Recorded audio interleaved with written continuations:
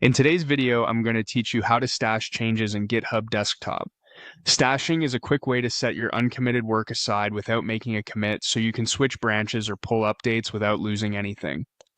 Think of it as a temporary shelf for your changes. It's local to your machine, it doesn't get pushed to your remote, and you can bring the work back when you're ready. First, open GitHub Desktop and make sure the correct repository is selected.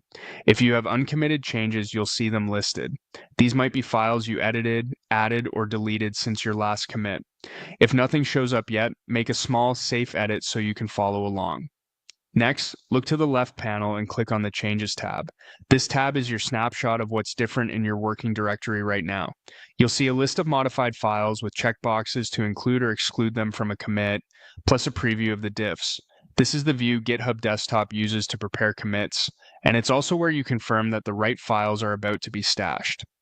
Now, move to the top menu bar and open the branch menu. This is where GitHub Desktop puts actions related to your current branch, including options that help you manage your work in progress. If you're juggling tasks or about to pull the latest changes from your team, this is the menu you'll use to quickly get your workspace ready. In the branch menu, click Stash All Changes. GitHub Desktop may prompt you to add a short message to describe what you're stashing.